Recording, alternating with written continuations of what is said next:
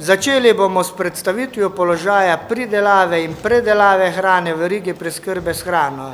Na oder vabim gospoda Igorja Hrovatiča, novega varuha v verigi preskrbe s hrano.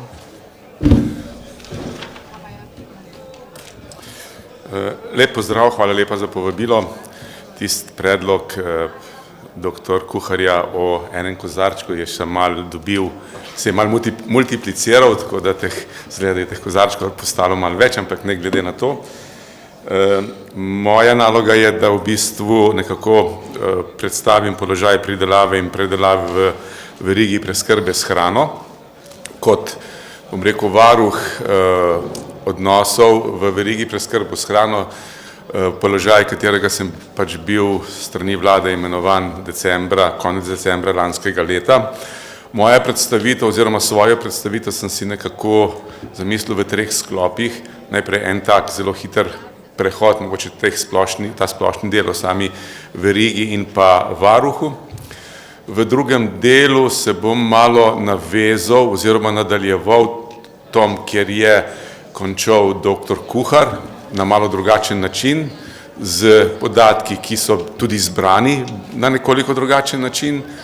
In v tretjem delu bom pač predstavil neke, bom rekel, nepoštene prakse, ki jih je varuh zaznal v letu 2018, pa mogoče kakšno opažanje tudi o tem, kar sem zaznal sam kot varuh po uveljavitvi sprememb zakona o kmetijstvu. Predno začnem, bi v bistvu podal še eno informacijo, ki je pomembna za vas, kot dobavitelje, ki v bistvu se pojavljate v verigi preskrbe s hrano. To pa je, da je včeraj Evropski parlament sprejel direktivo o nepoštenih trgovinskih praksah. To pomeni, da je, bom rekel, ta nevarnost, da ta dokument na nivoju Evropske unije, ki določa nepoštene prakse, institute in pa tudi, bom rekel, kaznovalno politiko, pa tudi možnost politike države na tem področju, da je ta bojazen, da ta dokument ne bi bil sprejet pred novimi evropskimi volitvami, je mimo, tako da zdaj v nadaljnji proceduri je samo še sprejem tega dokumenta na svetu Evropske unije, na svetu članic držav Evropske unije. To pa mislim, da je več ali manj samo formalizem, glede na to, da je bil v predhodnih postopkih že na nivoju tako Evropske komisije kot Evropskega parlamenta dosežen kar en tak širok dogovor v zvezi s tem, kljub, take so informacije, dosti močnim nasprotovanjem trgovine, ker na vse zadnje naslov same direktive se glasi o nepoštenih trgovinskih praksah. In pravzaprav dokument je bil sprejet predvsem iz razloga, ker se v tem odnosu v prehranski verigi predvsem kmetijski predelovalci, ker so predvsem kmetijski predelovalci v izrazito podrejenem položaju v relaciji do, bom rekel, velikih trgovinskih sistemov, multinacionalk in tako naprej. Kaj je veriga preskrbe s hrano?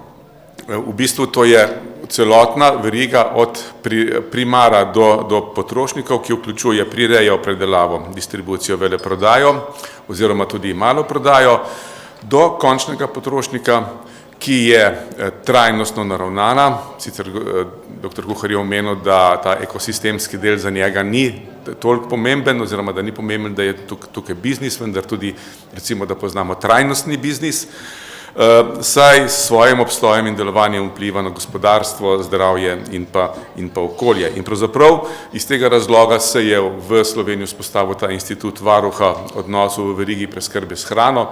Tukaj moram reči, da je bila Slovenija ena nosilk med članicami Evropske unije, ki je pravzaprav to pobudo začela uveljavljati najprej na nacionalnem nivoju z povezovanjem deležnikov, ki se je nekako rezultiralo s podpisom kodeksa o dobrih praksah v prehranski verigi in ki se je potem nadaljevalo tudi oziroma preneslo na evropski nivo, ki pa je pravzaprav se rezultiral tudi s tem dokumentom, to direktivo. Ko omenjam kodeks dobrih poslovnih praks v prehranski verigi, v bistvu za mene je kodeks ne samo nek dokument, ki pač je bil podpisan tako ali drugače. Dejstvo je, da je to dokument, ki pravzaprav bi moral narekovati načine obnašanja vseh, ki v tej verigi sodelujejo. In sam, kot varuh, pravzaprav se ne strinjam s tistimi, ki pravijo, da je kodeks pravzaprav že nekaj pase, nekaj preminulega, nezanimivega. Zakaj? Zato, ker imamo nov zakon o kmetijstvu, ki je definiral nepoštene prakse. Ampak kodeks je nekaj več. Kodeks v bistvu govori o nečem drugem, govori o samem obnašanju, o samem načinu obnašanja, delovanja, poslovanja, o čemer pa zakon ne govori. In če mi upoštevamo to obnašanje in se obnašamo po tem, kar smo pravzaprav tudi zapisali, po čem se bomo obnašali, potem seveda tudi, kršenje zakonodaje ne bo tako veliko, kot sicer bi lahko bilo, če se tega obnašanja ne držimo. In kot vemo, tudi iz razgovorov z deležniki, to obnašanje pravzaprav ni vedno skladno s tem kodeksom. Nažalost, to vedno ni skladno s tem kodeksom. Upam, da bo zakonodaja pripomogla k temu, da bi se to obnašanje skladno s kodeksom nekako okrepilo. Vsekakor pa seveda kodeks ni nek dokument, ki ni več atraktiven, ki ni več pomemben, ki ni več uporaben, ampak ga je mogoče potrebno na podlagi nekih novih dejstev, ki izhajajo tako iz nekih poslovnih zadev, tudi na podlagi tega, kar smo slišali od dr. Kuharja, kakor iz nekih novih pravnih norm lahko se ga še dopolne. Zdaj, sami poudarki, ki v bistvu vodijo delo varuha, oziroma to sem si tudi sam nekako zadal v tem postopku samega kandidiranja za to mesto. Predvsem bi tukaj izpostavil pomen, da vsi deležniki nekako v verigi nekako sodelujemo in delujemo, ali pa delujete, jaz sem tisti, ki pač malo bi to spremljal, nadziral, opozarjal. Partnerski pristop, se pravi partnersko sodelovanje, se pravi tudi, če je nekdo po formalni plati podjetje z visoko tržno močjo, je partner, ki te moči nima, enakovreden partner v tem odnosu. O trajnostnem razvoju sem že govoril. Spoštovanje dogovorov je ena od, bom rekel, tudi te samega kodeksa in mislim, da je te dogovore treba spoštovati. Zakon definira, katere vrste dogovorov so nepoštene prakse. Niso pa vsi dogovori definirani v zakonu kot nepoštena praksa. Skrb za kakovost, mislim, da moramo vsi poudarjati, da so naši proizvodi, ki jih proizvajamo tako v primaru kot na delu živilsko-predelovalne industrije, da so ti naši proizvodi kvalitetni proizvodi, da ti proizvodi imajo, bom rekel, to kvaliteto izraženo na več različnih načinov, tako v smislu uporabe nekih substanc, zdravil, tako v smislu prevoženih kilometrov, tako v smislu načina pridelave, reje in tako naprej. Film, ki smo ga danes zjutraj videli, pravzaprav dokazuje in kaže to kvaliteto. In mogoče je bilo pri tej zadnji aferi s poljskim mesom mogoče malo premalo poudarjena tudi strani, bom rekel, in pridelave in predelovalne industrije pomen do potrošnika, pomen kvalitetne domače hrane, kupovanje domače hrane in, bom rekel, katerih nevarnosti pa se pri domači hrani, katerih nevarnosti pa ni pri zaužívanju oziroma kupovanju domače hrane. Mi smo se preveč ukvarjali z nadzorstvenim delom, z nalogami, ki jih upravljajo konkretno uprava za varno hrano.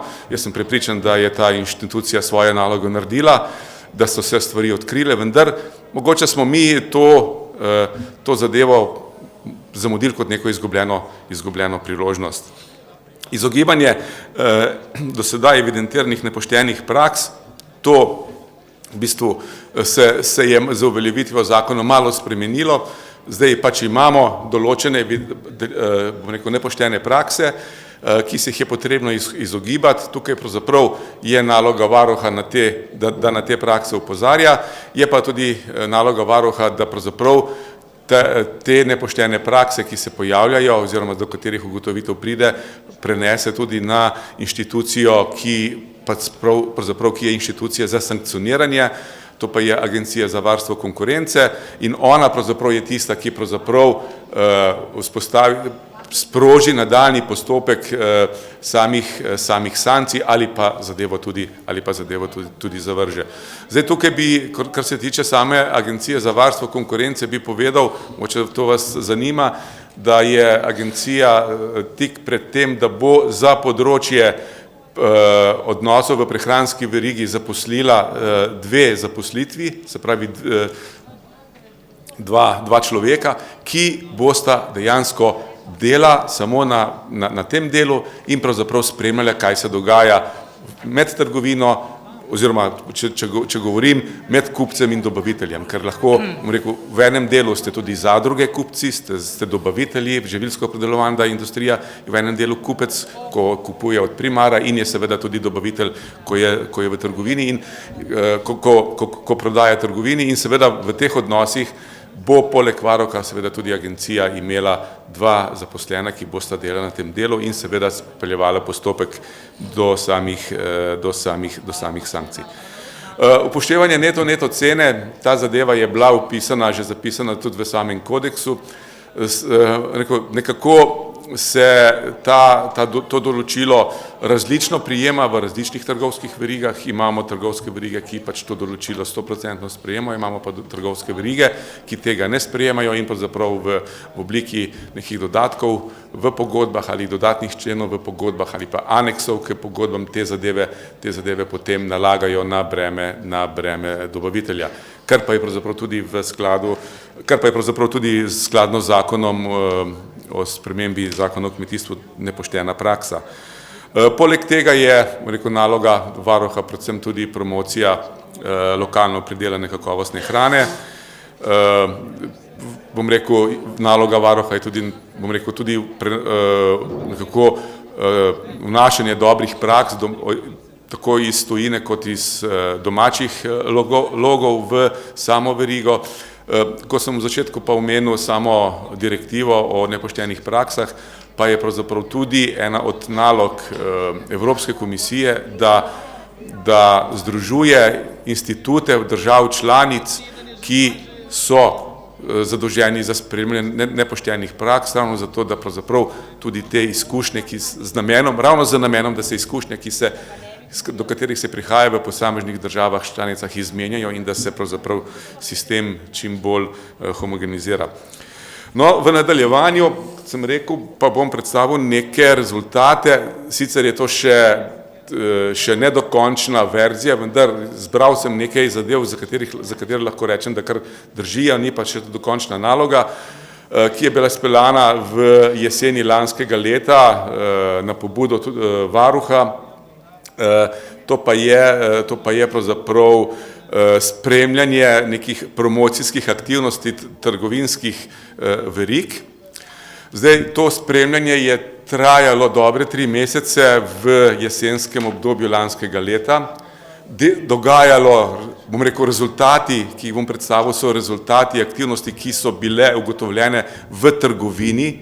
Tukaj ne govorim o statističnih podatkih, tukaj ne govorim o nekih podatkih, ki jih je možno dobiti na tak ali drugačen način v pisarni, ampak tukaj se je šlo direktno v prodajalno, direktno gledati izdelke in direktno popisovati izdelke, tako da se je zgodilo tudi to, da so bile iz določenih prodajalen ti akanteri prijazno pospremljeni do izhoda v spremstvu varnostnikov. Tako da zadeve so, bom rekel, res čist iz prakse. No in če gremo na prvo zadevo, mi v bistvu v tem času od 31. oziroma od 33. do 47. tedna lanskega leta se je to izvajalo v teh 5 največjih trgovskih verigah v Sloveniji, da je bilo vključenih v to 10.152 prehranskih proizvodov, da ima največji delež od tega trgovska veriga Mercator, skoraj 25,6% oziroma preko skoraj 2600 proizvodov, drugi je Tuš, tretji Špar in tako naprej. Če pogledamo malo naprej, kako so ti proizvodi razdeljeni, prvo v 2 skupinah med tuje in slovenske proizvode ali domače proizvode, potem vidite, da če govorimo o Mercatorju, da ima 50 v svojim na polici dobrih 50% prehranskih proizvodov slovenskih in pa skoraj 49,9% ima tujih. Pri Šparu je zadeva tudi zelo podobna. Pri Tušu vidimo, da ima več slovenskih kot pa tujih, dočim pri obeh diskonterjih, Hofru in Lidlu, pa je ta procent tujih prevladujoč odstotek.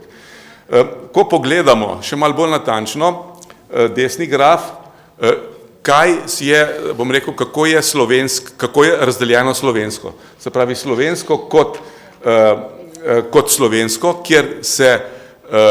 kjer se dejansko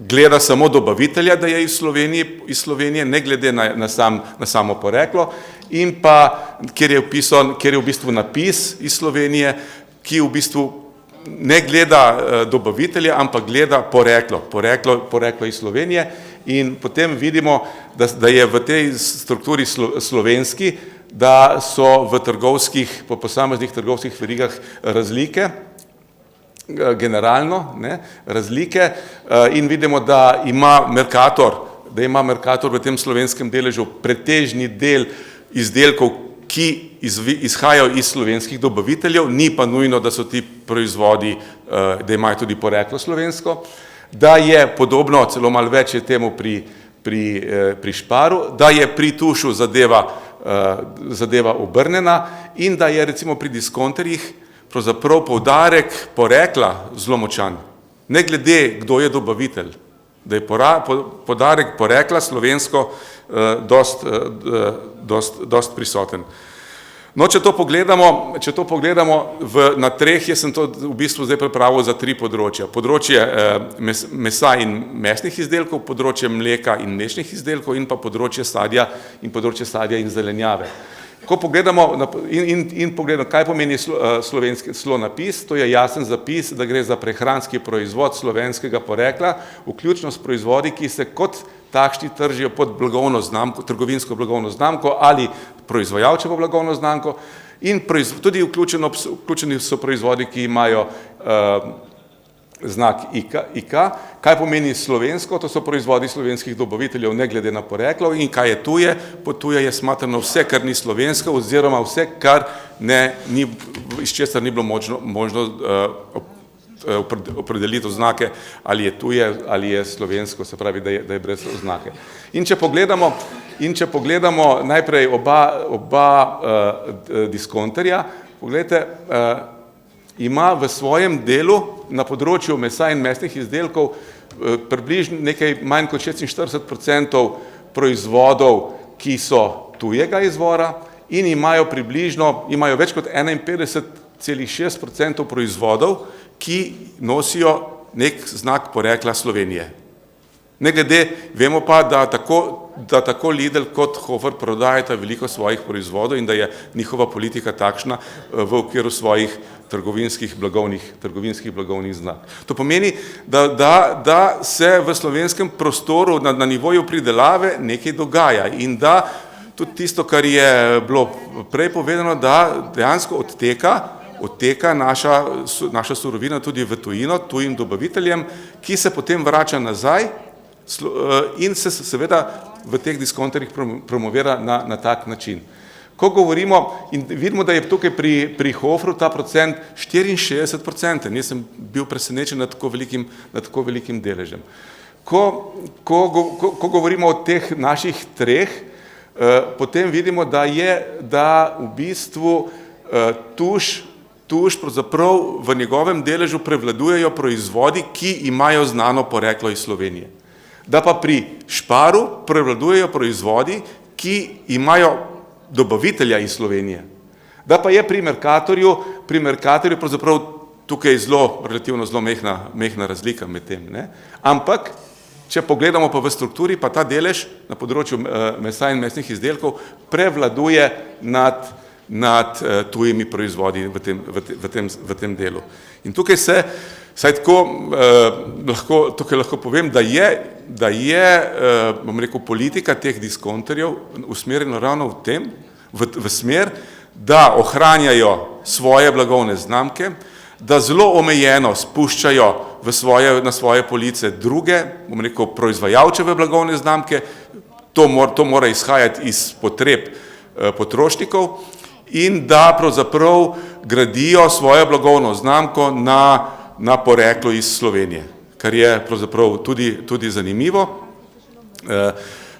Ko pa govorimo o teh drugih proizvajalčevih blagovnih znamkah, ki se pojavljajo v teh trgovskih verigah, pa tukaj pravzaprav se odločajo predvsem na podlagi potreb potrošnikov, pa ugotavljajo tudi to, v primeru ene verige je ugotovitev tudi takšna, da se s tem, ko uvedejo neko proizvajalčevo ali pa ko so dali na polico tudi proizvajalčevo blagovno znamko, da se dejansko prodaja njihove trgovinske znamke tega proizvoda ni zmanjšala, kar je tudi zanimivo.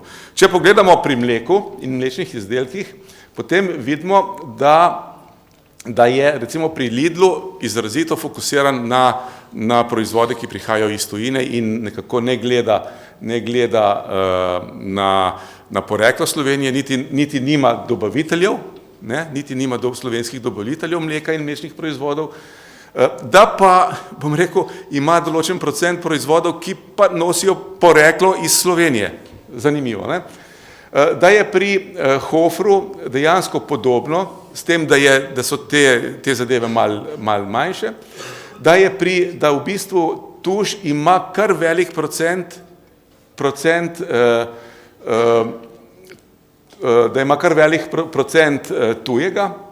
tujih proizvodov na področju mleka in mesa, da ima tudi zelo prevladujoč delež proizvodov, ki nosijo poreklo iz Slovenije. Ko govorimo poreklo, to je zadnja faza oziroma tisti zadnji del, ki po zakonodaji še poreklo. To ne pomeni izvora, da se bomo razumeli. In ko pač govorimo, samo 17% teh proizvodov iz tega področja oskrbujejo slovenski dobavitelji. Ko govorimo o Šparu, zanimivo, Špar je imel v tistem obdobju 3 mesecev, jaz mislim, da se do danes, ki te razmere veliko niso spremenila, niso veliko spremenila. Ko govorimo o Šparu, vidimo, da ima pretežni del tujih dobaviteljev, tujih proizvodov in pa da pravzaprav ima bazirati, kot je bilo tudi v generalnem delu, na proizvodih slovenskih dobaviteljev. Pri Mercatorju vidimo, da imamo razmerje med tujim in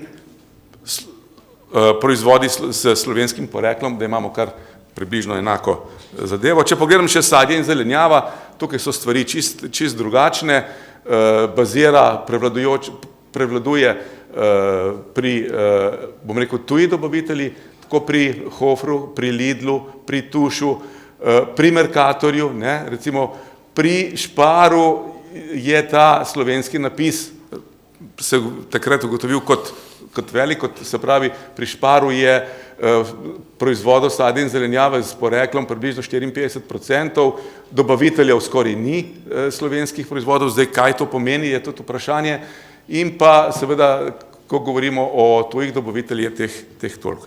Če sklenemo, če gremo v bistvu naprej, kako se potrošniki odzivajo glede na poreklo po posameznih trgovskih verigah, potem vidimo, da v bistvu potrošniki pri Hoferju in Lidlu kupujejo pretežno trgovinsko blagovno znamko, da pa pri Tušu, Sparu in pa Mercatorju pa dejansko potrošniki posegajo pretežno po proizvajalčevih blagovnih znamkah in da je pravzaprav tudi v generalnem delu proizvajalčeva blagovna znamka nekako malo bolj zastopana. Kakšna je percepcija trgovcev? Se pravi, vprašanje potrošnikov je bilo, kateri izmed navedenih trgovcev po vašem mnenju nudi največ prehranskih izdelkov in sicer slovenskih blagovnih znamk. Pa vidite, kakšne so številke za Mercator, za Spar, Tuš, Hofer, Lidl.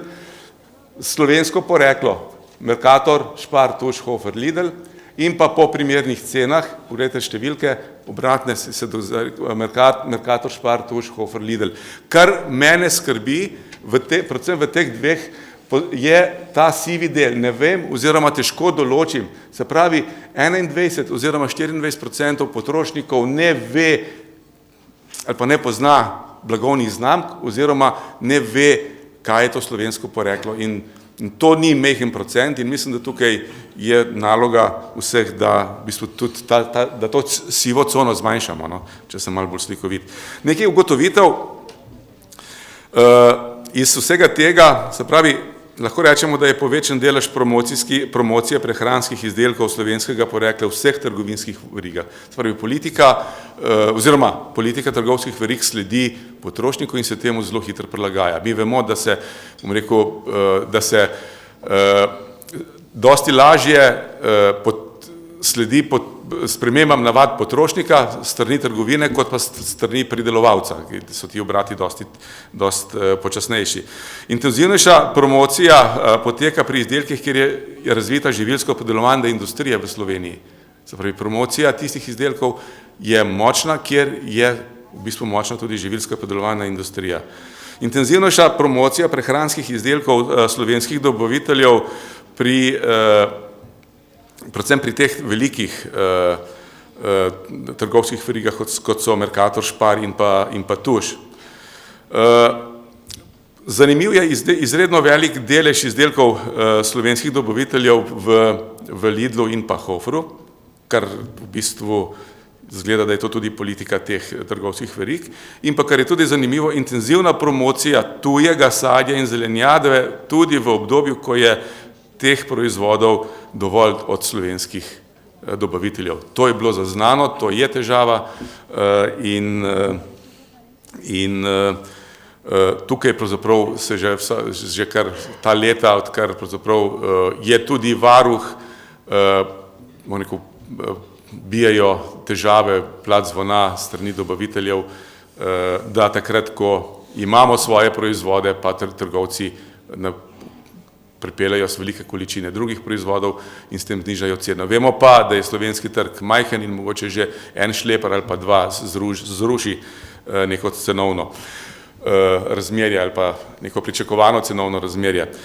Nekatere nepoštene prakse, ki jih je varuh zaznal v letu 2018, to je zdaj ta tretji del, poglejte, verjetno se z njimi srečujete, jaz jih tukaj ne bom vseh bral. Tukaj imamo, bom rekel, kar veliko nepoštenih praks na področju trgovine, zato tudi ni čudno, da je v bistvu tudi ta evropska direktiva sledila v naslovu trgovinskih nepoštenih praks, da imamo tudi nepoštene prakse na delu živilsko-predelovalne industrije, predvsem so vezane to na določanje dogovore o cenah in pa o plačilih in pa tudi pri samih kmetijskih zadrugah, kjer v bistvu prihaja do nekega specifičnega položaja oziroma do specifične situacije, ki je mogoče ali pa verjetno v relaciji pridelovalec, živilsko-predelovalna industrija ni zaznati, to pa je, da pravzaprav zadruga je po tisti default funkciji tudi oskrbovalec oskrbovalec z repromaterialom in, bom rekel, in ta povezava in to pogojevanje, smo slišali tudi včeraj, je tudi razlog, da nekateri vidijo to zadevo tudi kot nepošteno prakso. Če mogoče besedo dve o tem, kaj v bistvu sem sam zaznal zdaj v letu 2019, po uveljavitvi spremembe zakona o kmetijstvu. V začetku je zelo kipelo, veliko nezadovoljstva je bilo tako strani trgovcev, strani živilsko-predelovalne industrije, nekaj manj je bilo zaznati strani primara, to se je pojavilo potem kasneje, v kasnejšem obdobju, predvsem v konec januarja, v februarju mesecu, ko je ta euforija oziroma ta del na nivoju trgovine in se zmanjšal. V bistvu je težava v tem, da deležniki zelo različno razumejo navedbe, kaj nepoštena praksa je. In tukaj so šle stvari pri trgovinah že tako daleč, da trgovci v bistvu se naslavljajo že neka pravna mnenja, tudi v tem smislu, da, bom rekel, trgovec, oziroma bom rekel tako, da dva partnerja, ki sodelujeta v prehranskem delu in sta definirana kot partnerja z znatno tržno močjo, da zakon za te partnerje ne velja. Zato, ker pač velja samo za tiste partnerje, ki pač so v podrejenem položaju. In to po pravni liniji to zelo tudi argumentirajo. Jaz mislim, da zakon, ko se je to pripravljal, ni sledil temu, ampak je sledil drugim ciljem in mislim, da bi bilo prav in nujno, da zakonodajalec dejansko pripravi razumevanje oziroma tolmačenje teh navedb za to, da bo razumljeno enako pri vseh deležnikih. To je težava. Drugo, kar sem tudi zasledil, je, da se predvsem pretežno v delu dobaviteljev pojavlja, bom rekel, neka ugotovitev, da je situacija po uveljavitvi zakona za njih slabša, kot pa je bila pred uveljavitvijo zakona. In da so omejitve tukaj večje in da je poslovanje s kupci težje. Drugo, tudi ugotovitev strani dobaviteljev je, da ta zakon spodbuja multinacionalke in da je bolj pisan na kožo multinacionalk. Bomo videli, počakajmo, da bo še čas svoje prinesel. Mislim, da zakon temu ni sledil in taka ugibanja je treba pravzaprav argumentirati na način, da se na ta način več ne bo govorilo.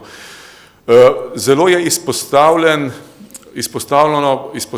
del vračil. Vračila so se pojavila kot problem in sicer ta vračila so se pojavila problem tako pri dobaviteljih kot pri kupcih. In tudi kupci so dejansko naredili že neke pravne razlage, kaj je vračilo, ki ni nepoštena praksa, pa vračilo blaga, ki ni hitro pokvarljivo blago in kaj ni vračilo kot nepoštena praksa, pa ni hitro nepokvarljivo blago ali pa tudi je hitro nepokvarljivo blago. Zaenkrat ni bilo še nobenih zadev vezanih na roke plačil, na to pa je bilo kar nekaj zadev. Seveda iz strani primara je bilo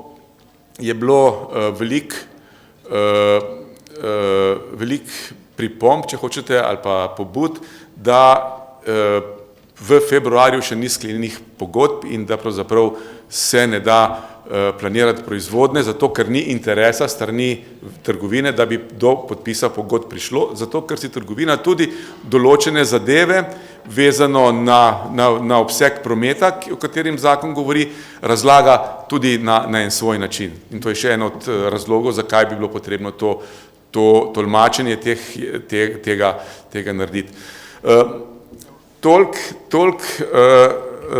Bom rekel na kratko, jaz nisem hotel govoriti o zakonu enem, pa o direktivi drugi. Jaz sem v bistvu dal ene primere, s katerimi, ki so bili zaznani, mogoče to bo tudi predmet diskusije, tudi mogoče kakšna spodbuda za sodelovanje med varuhom in deležniki naprej. Bom pa seveda, ko bo ta naloga tudi zaključena, tudi sprejeta, bo to objavljeno tudi na varuhovi spletni strani, bom pa seveda tudi to zadevo predstavil v javnosti. Toliko, hvala lepa.